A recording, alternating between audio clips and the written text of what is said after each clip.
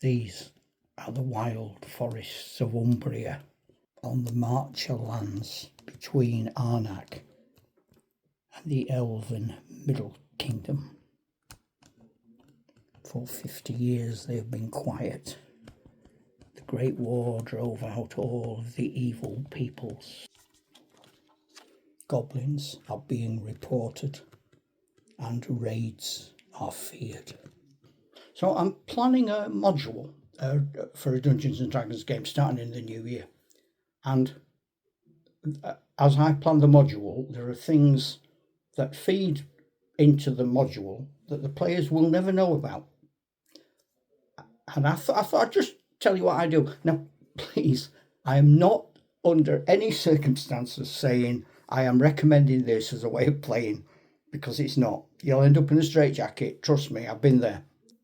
I'm just telling you for a bit of a giggle what I do.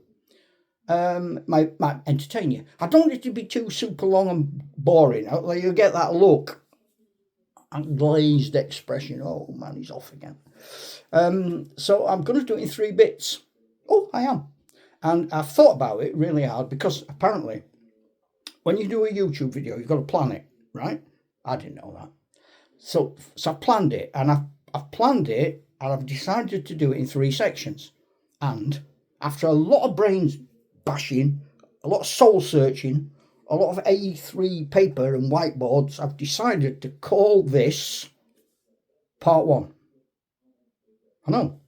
And then I'm going to do another one, and that's going to be, wait for it, part 2. And then I'm going to do another one, which will be the last one, and I'm going to call that woohoo! Right? No, I'm not. I'm going to call it number 3. Okay. So, do you think somebody told me the algorithm reads what you're saying and works out where to put you in them? What do you think make of that? Oh, anyway, so back to reality. So I'm planning a module, and I'm planning the module because I set my world in the English 13th century. So at the moment it's 1207. It's coming up to, the game will start at 1208 because I'm planning it to run next year after Christmas. So I know when the game starts, but I don't know what month, because I don't know when the players will come into the game. The people playing might want to wait till the summer, and when the weather's better. I mean, they don't have to wait till the summer. They could turn up on the 1st of January, and I'll tell them about the game, and they'll say, oh, we're not going in January. We'll wait till it gets warm. And at the moment, I'm keeping notes at 1208. I took a photo of some just to let you have a look. But and just an adventure, just a module of adventures wouldn't go in there any more than if you go to the seaside and have a paddle, it's going to be written up in the Houses of Parliament or studied at Oxford University History Department. It's not. Nobody cares. You must get that in your head now. Nobody cares about you. So unless something of import happens, or these people progress through being Dungeons players, they become influential, and it can happen, probably their exploits will never be heard of again. And to be honest, maybe neither will they. It's starting because I'm hoping to start it with a group of players who've never played. Well, I don't like calling it first edition, but original D&D, 1977. They're all going to be starting off as brand new characters. I don't do levels. I'll talk about that another day. So I go up in years. If every sort of 5-7 years you get extra dice for things, and when you get over 40 you start losing dice for things as your faculties disappear. So they don't have to worry about that. I give them a map of the area to keep. That's where they live. It's what they know. Now, it isn't as good as the proper, accurate, genuine map of where they live, because they don't know that. Medieval times, you were lucky if you went 2 miles down the road. I don't know if you've seen Jabberwocky. Ooh, I'd love to travel. So I only give them a map of what they know, places they would naturally visit. So they might have heard about the rest of the big wide world, but I don't tell them, I don't show them it. But they do get to keep forever and ever their proper map. That's theirs then, but they can't see my map. The area they live in, again, it becomes important because they live in an area called the Marches. In the UK, we have two particular areas that we call the Marches. There are the Scottish Marches and there are Welsh Marches. And the Marcher lords historically were independent-minded, keep out of my way, get off my land, nicking things off each other, pinching each other's cows. It were a dog-eat-dog world out there. And the Marchers in my world are very similar. But since the Great War ended, there haven't been any sightings of characters like trolls, goblins, because they were cleaned out in the Great War. The Great War was the good peoples, free peoples, they call themselves, against all the evil under an enemy called the Accursed One, who was defeated, killed, gone, his armies dissipated back off into the mountains where they'd come from. So you don't see goblins. You haven't since 1069. It's 1208. Over 1207, goblins have started to become, at the first, spotted, and then a pest. And now the rulers locally are finding them numerous enough to want to get rid of them.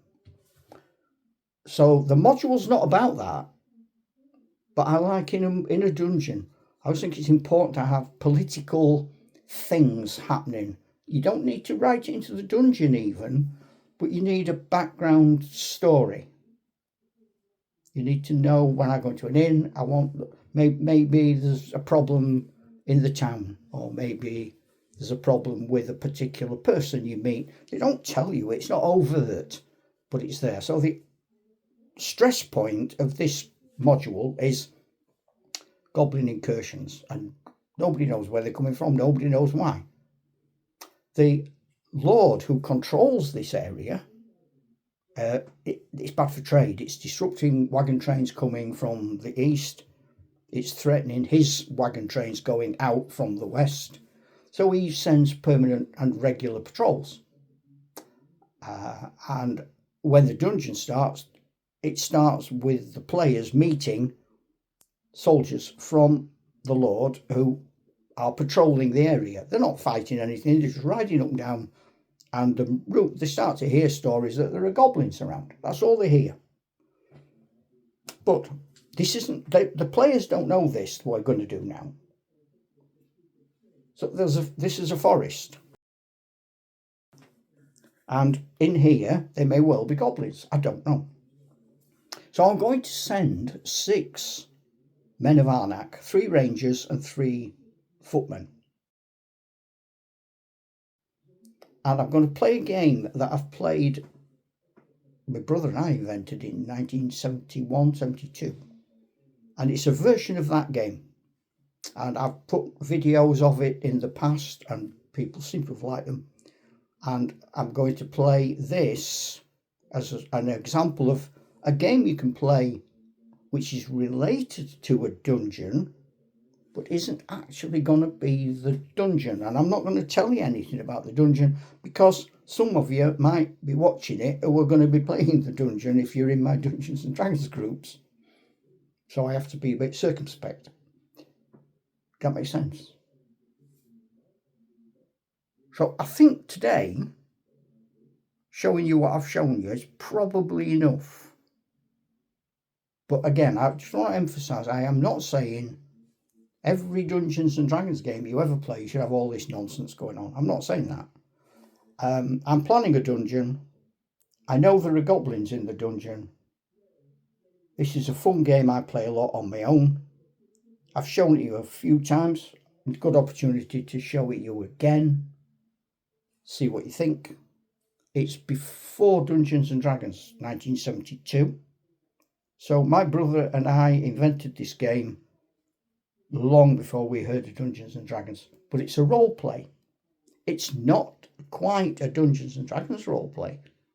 But if my channel is about Dungeons and Dragons in the UK before it arrives, immediately arrives and shortly after, then this is a perfect example of what we were doing without knowing what anyone else was doing. Because this was my brother and I in our bedroom at night, 2 beds, table in between, playing this game. And we're still playing. I still play it now. Got these things. I got them off eBay, but they're dead cheap. I think I got about 8 packs for a couple of quid, and I've been using them for years. And what I'm going to do in this game, there are possibly goblins, so I will write goblins, and I'll put, every time a goblin comes out, it's going to be a random d6. So I might write goblins and let's say 4. I'm going to have 4 cards with goblins written on. I'm going to have 1 card with a great massive goblin, almost like a troll. Just 1. That's 5 cards. But then I'm going to have 5 cards with nothing on them. Blank. Then I'll have 4 more goblins. Another troll. 5 blank. And now, because I don't want to know what's on the blank cards, all of these I'm going to put 15 in. 1, 2, 3, 4, 5, 6, 7, 8, 9, 10, 11, 12, 13, 14, 15. I've got a few left there over. Let's have some goblins. I don't know, something random. Perhaps some civilians, non-player characters who are woodcutters and things. There, right? So then I'm going to shuffle all the cards up. This is the clever bit. My board is 6x4, so I've got 24 foot long squares all marked out, and they go 1 square at a time. So in each square, I'll shuffle them up, and then to make sure they're shuffled, I'm going to put them in. I'm going to cut them and reshuffle them, and I'll mess about with them as much as I can. Leave them a couple of days, shuffle them again. But then I'm going to go along and I'm just going to put that card in that square. So I'm going to put that card in that square. Face down, of course. That card in that square. That card in that square. Until every square has a card in it. I've no way of knowing what they are. But as I enter, I will turn a card over. So if my warriors were to enter this, I turn it over and it's blank. There's nobody there. That can come off. And it's just a fun little game, and it's linked to the Dungeons and Dragons module, because if there are more goblins in this game, then I imagine I might have to beef up the goblins in the module, because at the moment they're virtually non-existent. And if they all come out, then these woods are teeming with goblins, and that's not what I expect. So that is already changing the nature of my world, because the marches that I think are empty of goblins might turn out they're full of little beggars. Might turn out they are actually empty, and it's all been a fib. So that's, like I say, I've got a world. I know when it's set. I know where it's set. I've got maps. I've got history. So I know because of the history about the Great War. I know because of the module that there are goblins. I know that there shouldn't be because of the Great War history. I've got maps. I can find the forest on the maps. It's near where the adventurers are going to be. I can now search it. That will then give me information, A, to change the world map, B, to change the world history, and C, to change the module for the adventurers. Ta-ra, Chuck.